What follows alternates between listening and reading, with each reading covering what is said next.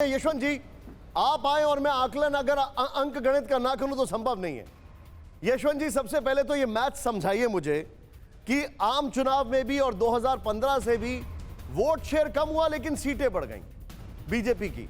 ये कैसे हुआ, जरा समझाएं हमारे दर्शकों को, ये हुआ क्या एकदम से? दरअसल बिहार में दो चुनाव हुए निशांत। एक बिहार वो था जहां पे जनता दल यूनाइटेड चुनाव लड़ रहा था और एक बिहार वो था जहां पे बीजेपी चुनाव लड़ रहा था। सो ब्यूटीफुली सेड। ये दोनों बिहार अलग अलग थे, अलग हर मायने में थे। एक मायना तो ये कि जो नीतीश कुमार के खिलाफ नाराजगी थी, जो गुस्सा था, वो उस बिहार में काम कर रहा था जहां जेडीयू चुनाव। वो गुस्सा उस बिहार में काम नहीं कर रहा था जहां पे बीजेपी चुनाव लड़ रही, क्योंकि बीजेपी के जो नाराज मतदाता थे उनके सामने बीजेपी का कैंडिडेट।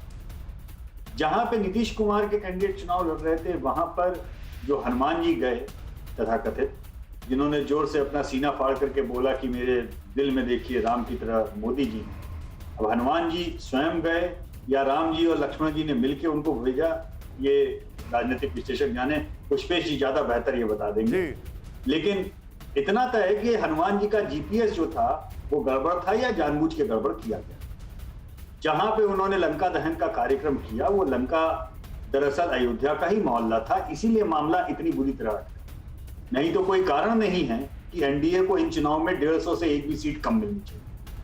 अच्छा। ये पूरा एक तरीका था जिसमें बीजेपी का उभरना देखिए बिहार में अवश्य संभावित था। आज से नहीं, 20 साल से मैं ये बात कह रहा हूं, क्योंकि कभी भी बीजेपी वहां पे दरअसल प्रैक्टिकली स्पीकिंग जूनियर पार्टनर नहीं थी।